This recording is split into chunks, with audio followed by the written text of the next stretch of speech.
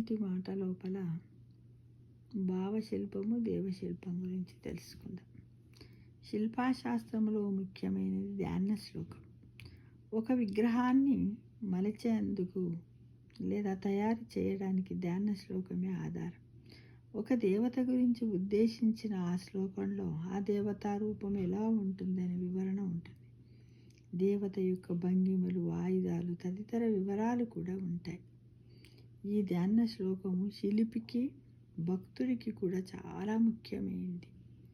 కొన్ని శిల్పి పొందే శిక్షణలో విగ్రహ నిర్మాణాన్ని చాలా ముఖ్యంగా పరిగణిస్తారు.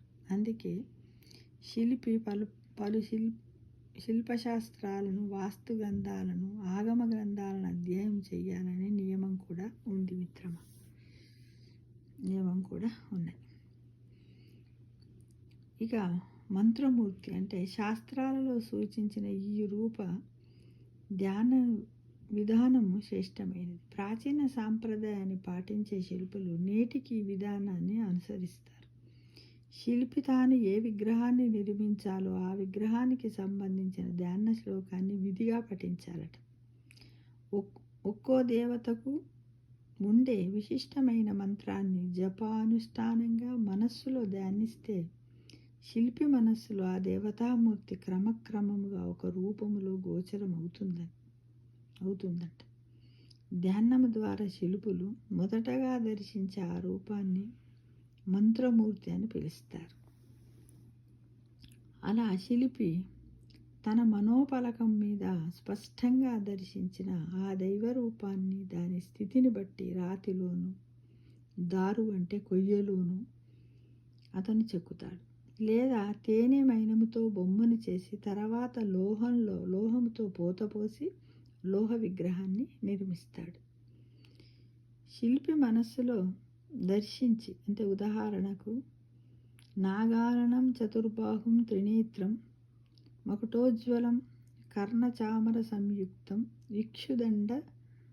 ఇక్షుదండ నమోదకం లంబోదరం శూలపాశం మౌజీయజ్ఞోపవీతం ఉదరే నాగబంధంచ ఏకదంతముపాస్మహే అనేది గణపతికి సంబంధించిన శ్లోకం. గణపతికి సామాన్యంగా ఉండాల్సిన వివరాలన్నీ శ్లోకంలో ఉన్నాయి. స్థపతి లేదా శిల్పి ఈ వివరాలను మనస్సులో ఉంచుకొని విగ్రహం తయారు చేసుకున్నప్పుడు ప్రత్యేకించి ప్రతికృతి అంటే నమూనా శిల్పి ఎదుట ఉండదు. శిల్పి తన మనస్సులో దర్శించిన తొలి రూపమే మొదటి ఆధారం. ఆ భగవంతునికి ఆకారానికి ప్రతీకగానే విగ్రహాన్ని నిర్మిస్తారు. ప్రతిమ అనే మాటకు అర్థము అదే. శిల్ప ఆగమశాస్త్ర గ్రంథాలు విగ్రహ లక్షణాన్ని చెప్పాయి. కానీ ఆకృతి లక్షణాన్ని కొన్ని ప్రకృతి సంబంధమైన ఆకారాలతో పోల్చాయి. అయితే అసలు ఆకృతిని శిల్పి తన ధ్యానంతో, అనుష్ఠానంతో సాధించుకోవలసిందే తప్ప అది ఇలా ఉండాలని నిర్దేశించడం సాధ్యం కాదు. అందుకే ఏ రెండు దేవతామూర్తి విగ్రహాలు ఒకేలా ఉండవు. ఒక దేవత రూపమైన ఒక్కొక్క క్షేత్రంలో ఒక్కొక్క విలక్షణమైన లావణ్యాన్ని సంతరించుకుంటుంది. ప్రతి ఆకారము శిల్పి మనస్సులో కలిగిన దైవిక అనుభవంతో రూపొందినదే అని మనకు నమ్మాలి, తెలుసుకోవాలి. శిల్పి ఆకారానికి అధిపతి. భాగవత పురాణానికి చెందిన శ్రీధరీయ వ్యాసనకర్త ఒక విశేషాన్ని చెబుతూ ఆకృతిపతి శిల్పాచార్య, శిల్పి ఆకారానికి అధిపతి అని పేర్కొన్నారు. శిల్పశాస్త్రంలో దీక్షకు చాలా ప్రాధాన్యత ఉంది.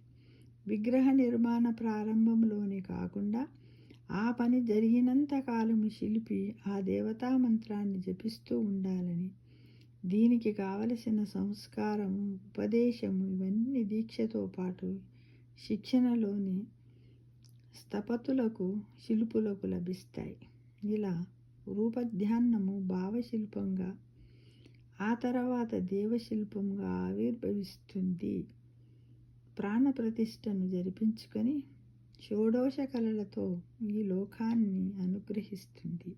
అంటే ఈ విధముగా శిల్పాలను తయారు చేయడం, దేవతామూర్తుల యొక్క విగ్రహాలను తయారు చేయడంలో వాళ్ళు తప్పకుండా పాటించవలసినటువంటి నిబంధనలు, నియమాలు ఇవన్నీ మనం ఇప్పుడు తెలుసుకున్నాం మిత్రమా.